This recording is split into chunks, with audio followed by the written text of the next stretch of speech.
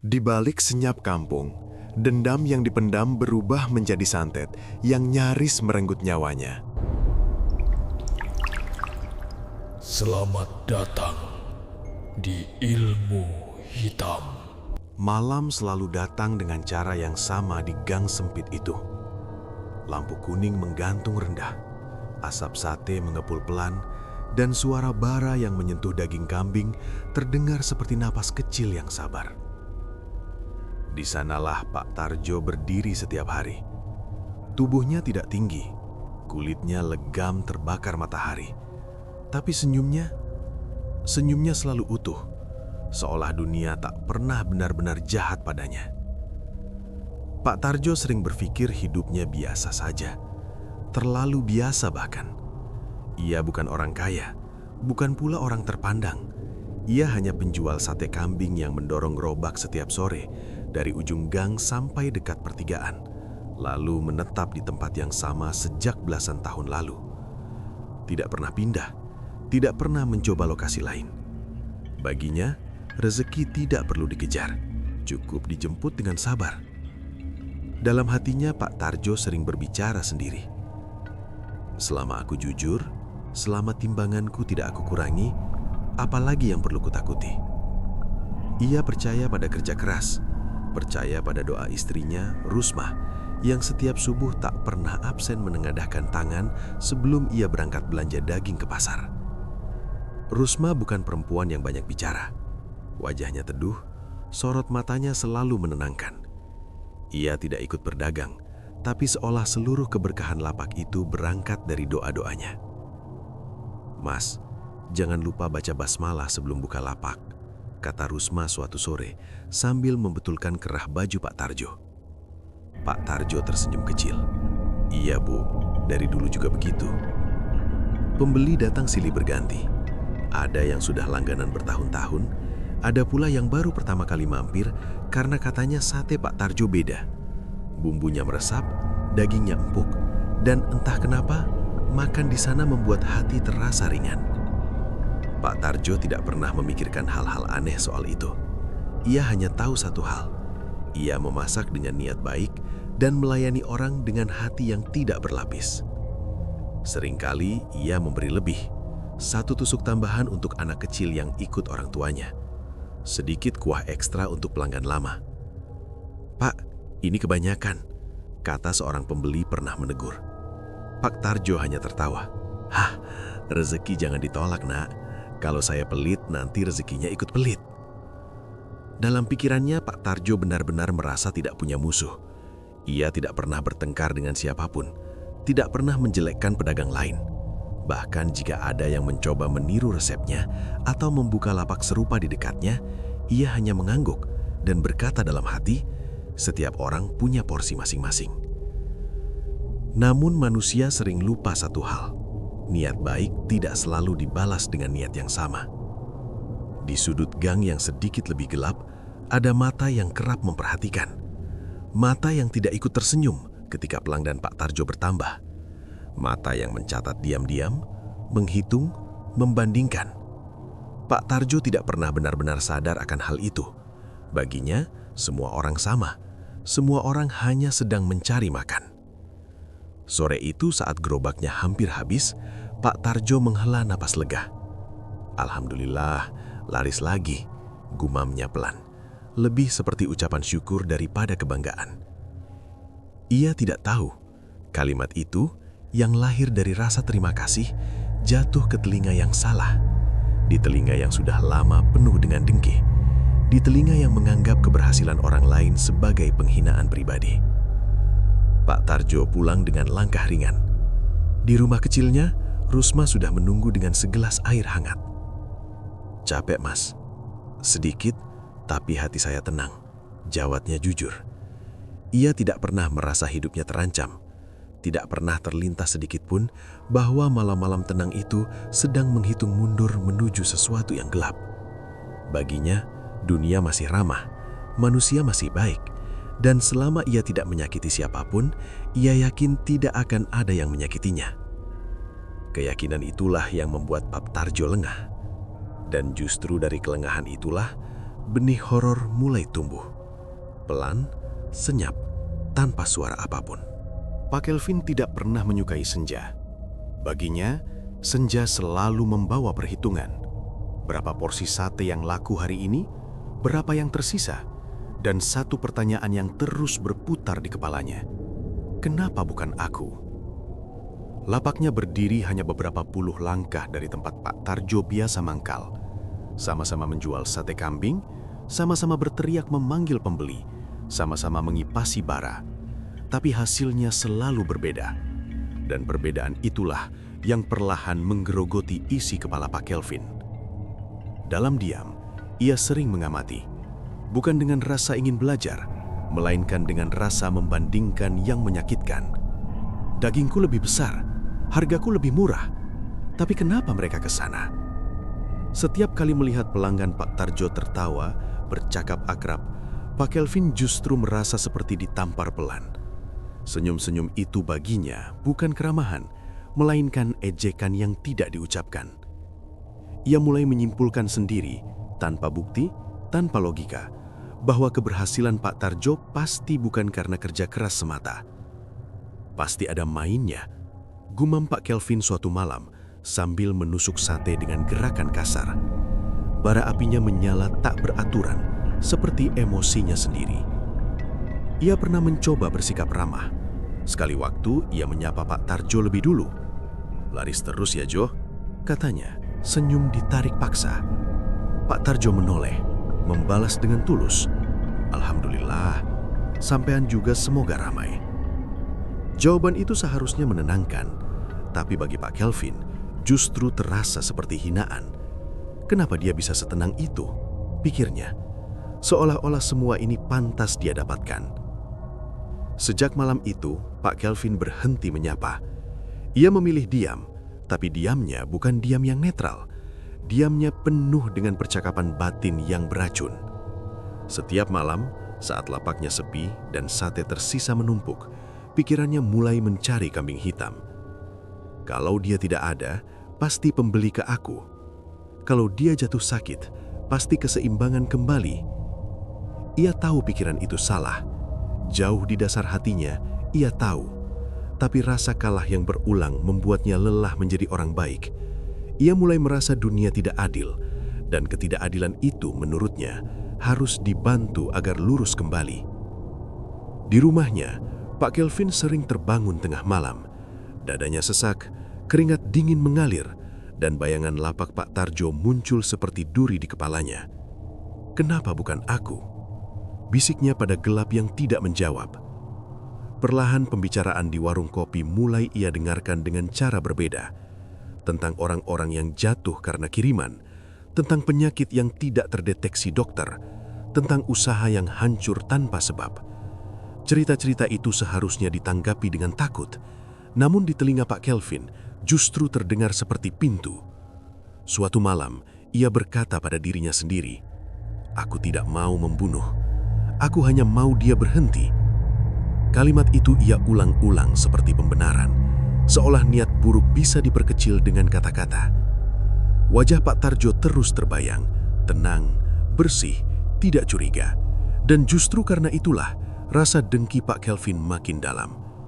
Orang yang tidak merasa terancam seringkali tidak sadar bahwa di sekelilingnya ada yang sedang mengasah niat. Dendam Pak Kelvin tidak meledak. Ia tidak berteriak, tidak mengamuk. Ia mengendap, bersembunyi di balik rutinitas, menunggu saat yang menurutnya tepat. Seperti bara yang tidak menyala terang, tapi cukup panas untuk membakar perlahan. Malam itu, saat ia menutup lapak lebih awal, langkahnya tidak langsung pulang. Ada arah lain yang ia tuju. Dan di dalam dadanya, untuk pertama kalinya, niat buruk itu tidak lagi sekedar pikiran, melainkan keputusan yang diam-diam sudah diambil. Pak Tarjo mulai merasakan keanehan itu tanpa tanda apapun. Tidak ada mimpi buruk, tidak ada peristiwa aneh yang bisa ia ceritakan dengan jelas. Semua datang perlahan, nyaris seperti rasa capek biasa yang sering ia abaikan. Awalnya hanya pegal di kaki kanan, rasa berat yang muncul saat ia berdiri terlalu lama di depan gerobak. Ia mengira itu wajar, Usia sudah lewat kepala 4, berdiri dari sore sampai malam, wajar kalau badan protes. Dalam hatinya, ia menenangkan diri sendiri. Paling cuma masuk angin, nanti juga sembuh. Namun rasa itu tidak pergi, justru menetap. Setiap hari bertambah berat, seperti ada sesuatu yang menggantung di tulang betisnya. Saat berjalan pulang, langkahnya mulai terseret. Bukan karena lelah, tapi karena kakinya terasa bukan sepenuhnya miliknya. Rusma yang pertama kali menyadari perubahan itu. "Mas, jalannya kok aneh?" tanyanya suatu malam. Nada suaranya pelan tapi penuh perhatian. Pak Tarjo tersenyum tipis. "Capek saja, Bu. Nanti juga hilang." Ia tidak ingin membuat istrinya khawatir. Dalam kepalanya, sakit adalah urusan tubuh, dan tubuh bisa ditenangkan dengan istirahat. Tapi malam itu, saat ia berbaring, rasa berat itu justru menjalar ke pinggang. Seperti ada tekanan dari dalam, menekan tanpa sebab. Ia membuka mata lebar-lebar, menatap langit-langit rumah yang gelap, mencoba mengatur nafas. Kenapa rasanya begini? Ia tidak melihat apapun, tidak mendengar apapun, tapi ada sensasi asing, dingin yang tidak seperti udara malam. Dinginnya terasa hidup, merambat pelan, lalu berhenti tepat di persendian. Hari-hari berikutnya menjadi ujian yang membingungkan. Pak Tarjo mulai sering menjatuhkan tusuk sate. Tangannya tiba-tiba gemetar tanpa alasan. Kadang jari-jarinya kaku, sulit digerakkan, seperti baru saja direndam air es. Ia menertawakan dirinya sendiri di depan pembuli. "Wah, tangan saya ini sudah minta pensiun," katanya, mencoba bercanda. Tapi di dalam hatinya, ada ketakutan kecil yang mulai tumbuh. Ketakutan yang belum berani ia beri nama. Suatu sore, saat gerobak baru setengah terisi pembeli, dadanya terasa sesak. Nafasnya pendek-pendek, keringat dingin mengalir di pelipis. Ia harus duduk.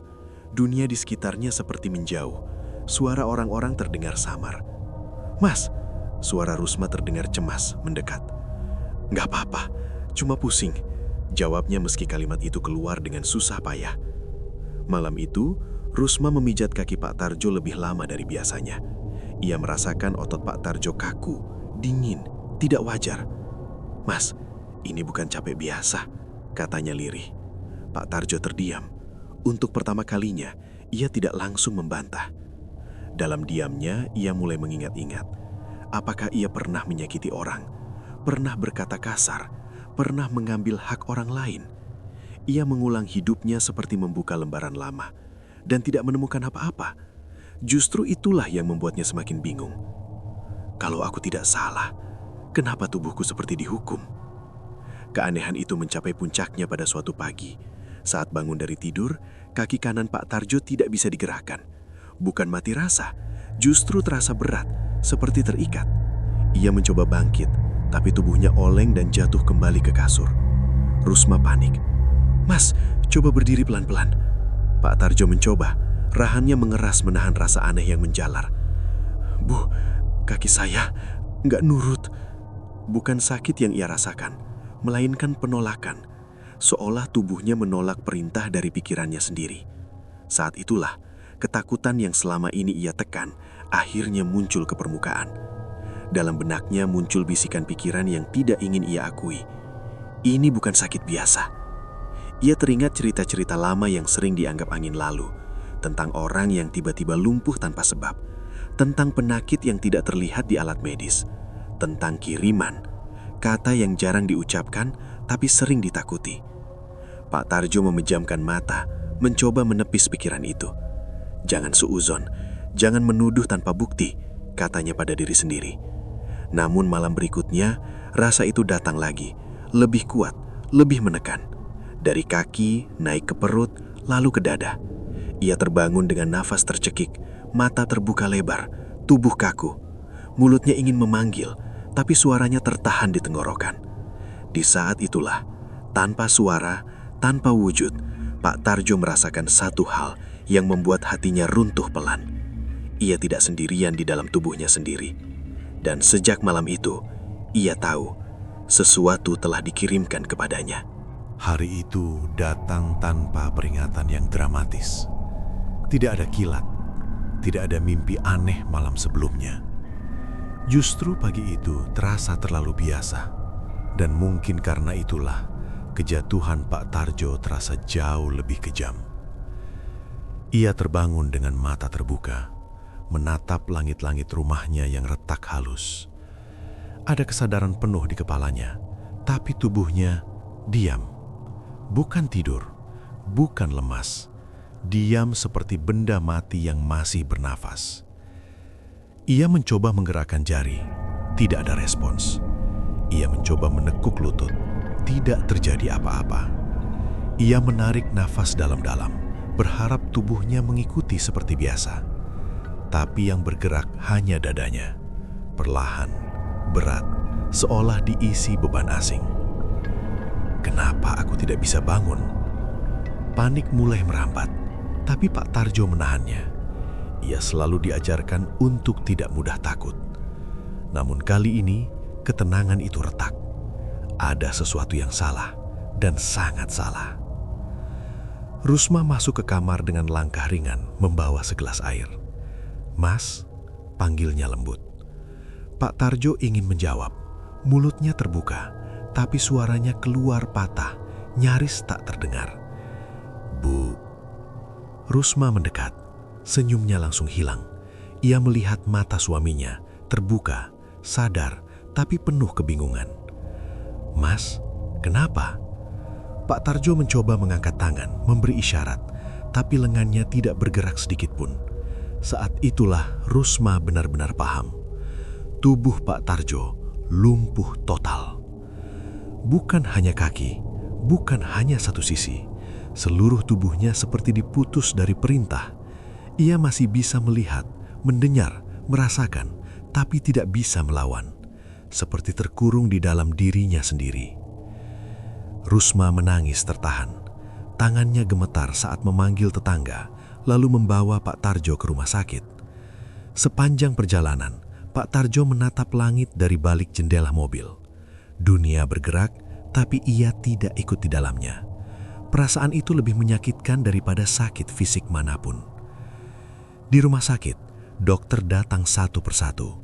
Tes dilakukan, jarum menusuk, alat berbunyi. Hasilnya bersih, tidak ada penyumbatan. Secara medis kami tidak menemukan penyebab yang jelas. Kalimat-kalimat itu menghantam Rusma lebih keras daripada vonis penyakit apapun. Sementara Pak Tarjo hanya bisa mendengarkan, tak bisa bertanya, tak bisa membantah. Dalam benaknya, satu kalimat terus berputar. Kalau bukan tubuhku yang rusak, lalu apa? Malam pertama di rumah setelah dibawa pulang adalah awal teror yang sesungguhnya. Saat lampu dipadamkan dan rumah tenggelam dalam sunyi, Pak Tarjo merasakan perubahan. Udara terasa berat, tidak dingin, tapi menekan, seperti ada sesuatu yang turun perlahan lalu berhenti tepat di atas dadanya. Ia ingin berteriak, tapi mulutnya kaku. Ia ingin memejamkan mata, tapi kelopak matanya terasa ditahan. Di sudut penglihatannya, bayangan mulai mengental. Bukan sosok jelas, lebih seperti gelap yang bergerak melawan arah cahaya. Bayangan itu tidak mendekat, tapi cukup dekat untuk membuatnya sadar ini bukan halusinasi. Di dalam kepalanya muncul bisikan, bukan suara keras, bukan kalimat utuh, tapi rasa. Rasa ingin menyerah, rasa putus asa yang bukan miliknya. Berhenti saja, diam saja. Air mata menetes dari sudut matanya. Ia tidak tahu bagaimana melawan. Tubuhnya bukan miliknya lagi. Dan yang lebih menakutkan, sesuatu seolah menikmati ketidakberdayaannya. Rusma terbangun karena firasat. Ia mendekat ke tempat tidur, membaca doa pelan. Saat ayat pertama keluar dari bibirnya, Pak Tarjo merasakan tekanan itu berubah. Bayangan di sudut ruangan bergetar, seolah terganggu. Untuk pertama kalinya, ia sadar ini bukan sekadar sakit, ini adalah serangan. Hari-hari berikutnya menjadi kabur. Tubuh Pak Tarjo semakin kaku, lehernya sulit digerakkan, lidahnya terasa tebal. Ia hanya bisa berkomunikasi lewat tatapan dan air mata. Setiap malam, gangguan itu datang lebih jelas. Kadang berupa bau tanah basah, kadang rasa nyeri menusuk dari dalam tulang. Ia merasa seperti sedang diuji sampai batas paling akhir. Kalau ini hukuman, apa dosaku? Dalam keheningan itu, ia mulai mengerti satu hal yang membuat dadanya sesak. Niat jahat manusia bisa mengambil wujud yang tidak kasat mata. Dan ketika wujud itu sudah menempel, ia tidak sekadar menyakiti tubuh, tapi mencoba mematahkan iman. Di titik itulah, Pak Tarjo tidak lagi berharap pada kesembuhan cepat. Ia hanya berharap jiwanya tidak ikut dilumpuhkan. Malam tidak lagi menjadi waktu istirahat bagi Pak Tarjo. Sejak tubuhnya lumpuh total, gelap justru terasa seperti pintu yang sengaja dibuka lebar. Siang hari masih bisa ia lalui dengan pasrah, dengan tatapan kosong menunggu Rusma menyuapinya, membalikkan tubuhnya, atau sekedar menggenggam tangannya agar ia merasa masih hidup. Tapi begitu malam turun, rumah itu berubah menjadi ruang yang asing. Lampu dimatikan, doa sudah dibaca. Rusma terlelap di sampingnya dengan kelelahan yang tak bisa lagi disembunyikan. Dan disitulah semuanya dimulai. Pak Tarjo terjaga, bukan karena suara, bukan karena mimpi. Ia terjaga karena ada perasaan diawasi. Seperti tatapan yang menempel di kulitnya, meski ia tidak bisa menoleh untuk memastikan. Nafasnya berat, dadanya terasa ditekan dari dalam, seolah ada tangan tak terlihat yang perlahan mendorongnya ke bawah. Udara di kamar mendadak berubah. Bukan dingin, tapi lembab. Bau tanah basah bercampur amis menusuk hidung. Bau yang tidak pernah ada di rumah itu sebelumnya. Bau yang membuat perutnya mual meski ia tidak makan apapun. Ini nyata. Matanya menatap lurus ke langit-langit. Dari sudut penglihatannya, gelap mulai bergerak.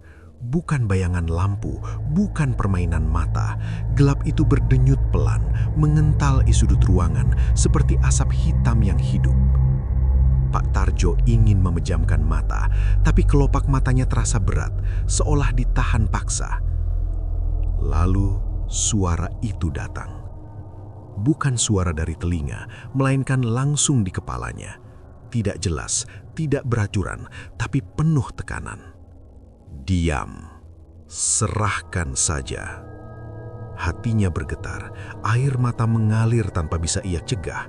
Ia mencoba menyebut nama Allah dalam hati, tapi bahkan itu terasa berat, seolah ada sesuatu yang menghalangi lidah batinnya untuk bergerak.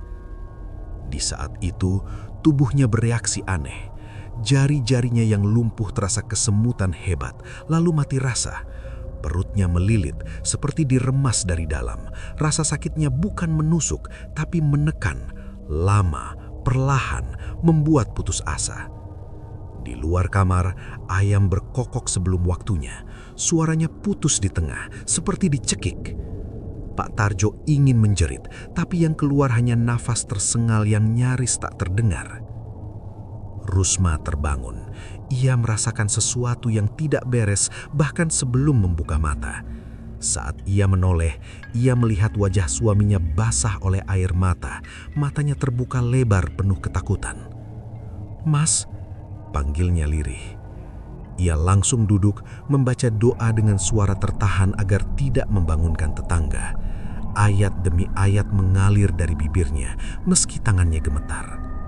Saat kalimat pertama keluar, tekanan di dada Pak Tarjo sedikit berkurang. Gelap di sudut ruangan bergetar, seperti terganggu. Namun, malam itu tidak berhenti sampai di situ. Beberapa saat kemudian, terdengar bunyi pelan di dapur, seperti sendok jatuh, lalu diseret. Rusma menoleh, nafasnya tertahan. Rumah itu terkunci, tidak ada siapapun selain mereka. Pak Tarjo merasakan hawa dingin menyentuh lehernya, sangat dekat, terlalu dekat. Dalam kepalanya, bisikan itu kembali, kali ini lebih jelas, lebih kejam. Sebentar lagi. Rusma menggenggam tangan suaminya erat-erat. "Mas, "Dengar saya," katanya pelan tapi tegas. "Mas nggak sendirian." Ia melanjutkan doa lebih keras, tidak peduli suaranya bergetar. Dan perlahan, seperti asap yang dipukul angin, tekanan itu mundur. Bau amis memudar, gelap kembali menyatu dengan bayangan biasa. Pagi datang tanpa sisa, seolah malam itu tidak pernah terjadi. Tapi tubuh Pak Tarjo terasa lebih lemah, lebih berat, seperti ada sesuatu yang belum selesai. Malam-malam berikutnya, teror itu datang lagi. Kadang lebih singkat, kadang lebih lama, kadang disertai mimpi aneh saat ia setengah sadar, melihat dirinya terkubur hidup-hidup, mendengar orang-orang berbisik di atas tanah.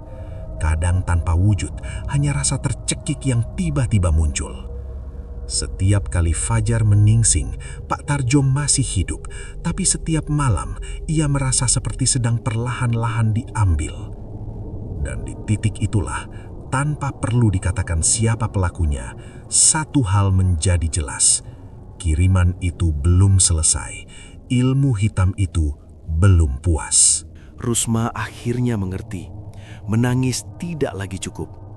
Ketakutan yang selama ini ia pendam di dada, kelelahan yang menumpuk setiap malam, semuanya tidak akan menghentikan apapun jika ia terus diam. Di hadapannya, Pak Tarjo terbaring dengan tubuh tak berdaya, tapi matanya masih hidup, masih berharap. Dan harapan itulah yang membuat Rusma berdiri, meski kakinya gemetar. Ia mulai dari hal paling sederhana, membersihkan niatnya sendiri. Di sepertiga malam terakhir, saat rumah-rumah lain tenggelam dalam tidur, Rusma bangun sendirian. Ia mengambil air wudhu dengan tangan dingin, membiarkan air mengalir lebih lama dari biasanya, seolah ingin membersihkan bukan hanya tubuh, tapi juga rasa takut yang menempel. Di ruang tamu yang remang, ia menggelar sajadah. Nafasnya ditarik dalam-dalam sebelum takbir terucap. Dalam sholatnya, Rusma tidak meminta keajaiban. Ia hanya memohon kekuatan. Jika ini ujian, jangan biarkan aku goyah. Jika ini serangan, jangan biarkan imanku retak. Setiap rakaat terasa berat, tapi ia tidak berhenti. Bahkan ketika matanya panas oleh air mata, bibirnya tetap bergerak. Setelah sholat, ia duduk lama, berzikir pelan, tidak tergesa, tidak terburu-buru, seolah ia sedang membangun dinding satu demi satu, dinding yang tidak terlihat tapi nyata. Di kamar, Pak Tarjo terjaga. Ia mendengar suara lirih itu dari kejauhan. Tidak jelas kata-katanya, tapi iramanya menenangkan.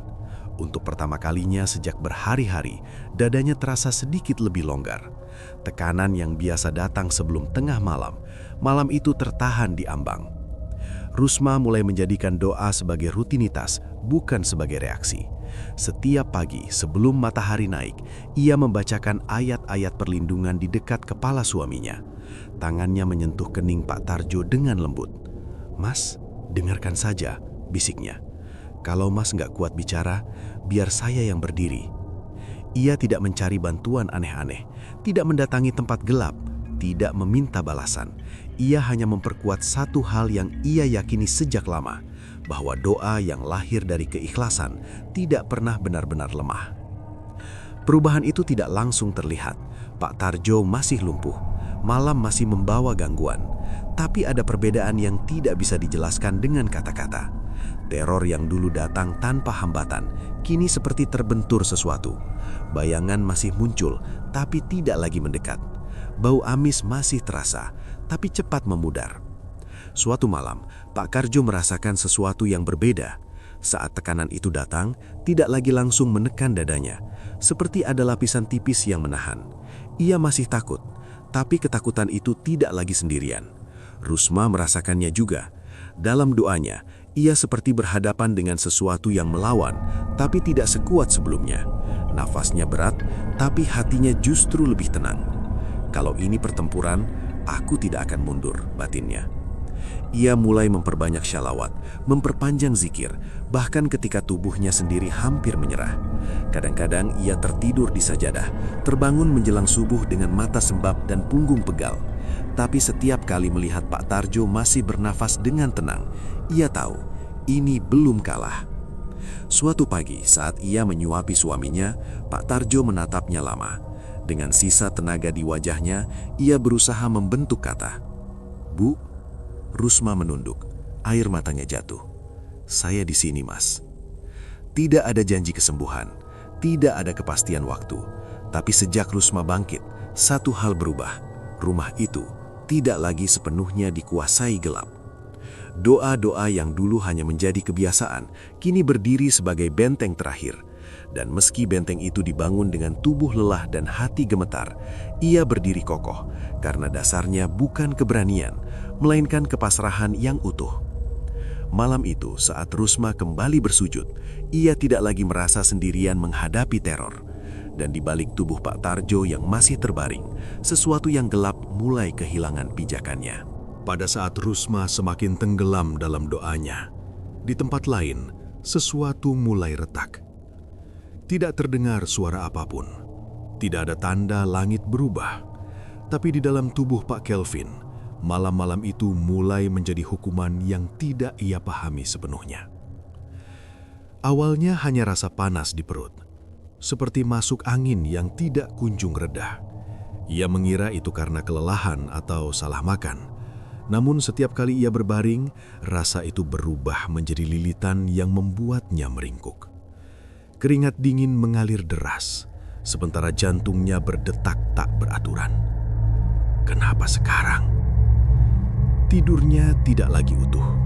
Setiap kali terpejam, mimpi yang sama datang. Lapak sate yang terbakar, bara yang tidak bisa ia padamkan, dan suara orang mengerang dari balik asap. Ia terbangun dengan nafas tercekik, dadanya sakit, tenggorokannya kering. Suatu malam, ia bangun sambil berteriak, "Cukup, hentikan!" Istrinya menyalakan lampu, wajahnya pucat. "Kamu kenapa, Pak?" Pak Kelvin tidak menjawab. Ia hanya memegangi perutnya yang terasa seperti dirobek dari dalam. Dalam kepalanya muncul bayangan wajah Pak Tarjo. Diam, menatap tanpa marah, tanpa dendam. Justru tatapan itu yang membuatnya ketakutan. Hari-hari berikutnya tubuh Pak Kelvin melemah cepat. Nafsu makannya hilang. Setiap kali mencium bau daging mentah, perutnya langsung mual.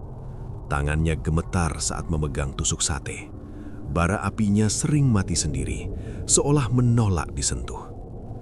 Ia mulai mendengar suara-suara aneh menjelang malam. Langkah kaki di teras yang kosong, ketukan pelan di dinding belakang rumah.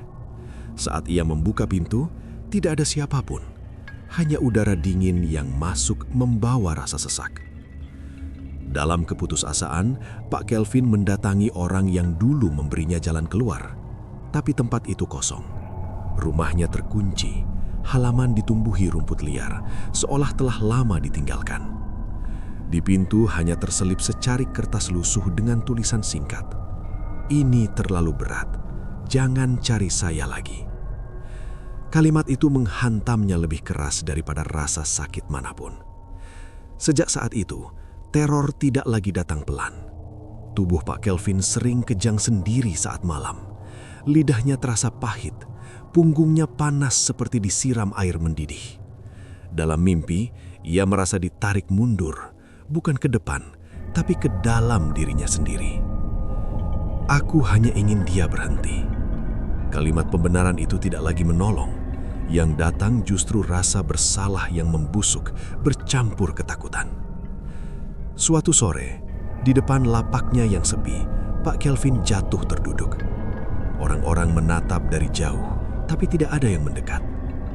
Dari sudut matanya, ia melihat bayangan bergerak di bawah gerobaknya. Gelap, menggeliat, lalu menghilang. Ia teringat doa-doa yang dulu sering ia dengar dari rumah Pak Tarjo. Suara yang kini terasa seperti api bagi tubuhnya sendiri. "Kenapa sekarang aku yang..." bisiknya, nyaris menangis.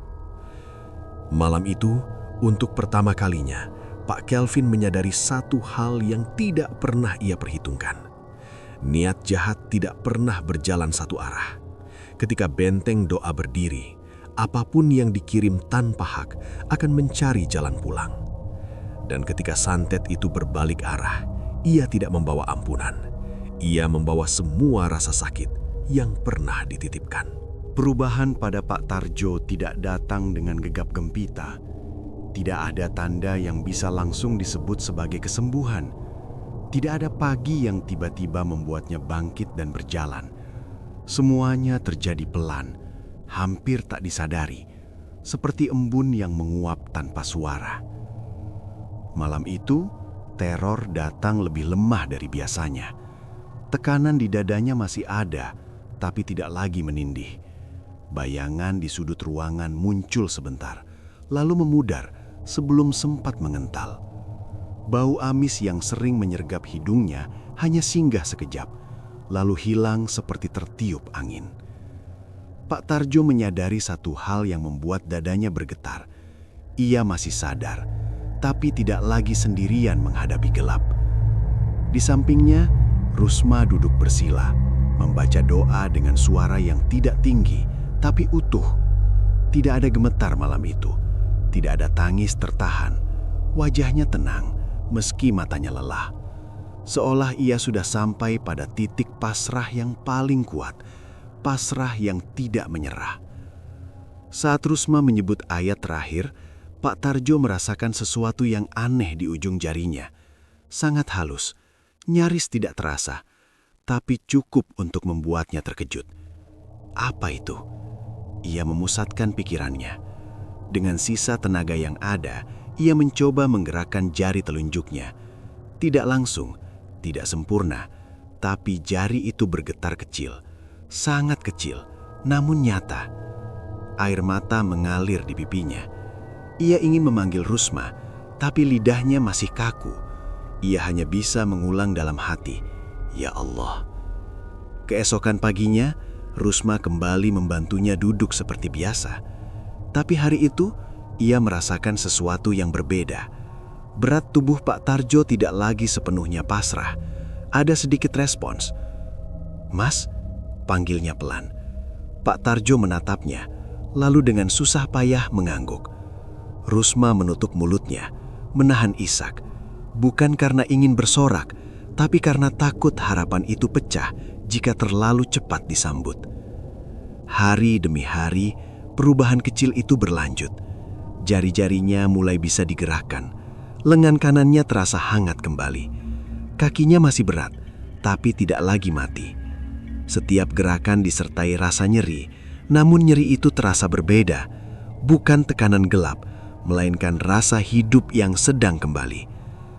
Malam-malam menjadi lebih tenang. Gangguan masih sesekali muncul, tapi seperti kehilangan tenaga. Seperti sesuatu yang terusir, tapi belum rela pergi. Setiap kali itu terjadi, doa Rusma menjadi penutup yang tegas. Suatu malam, Pak Tarjo akhirnya bisa berbisik. "Bu." Rusma menoleh cepat. "Iya Mas, saya bisa ngerasain kaki saya."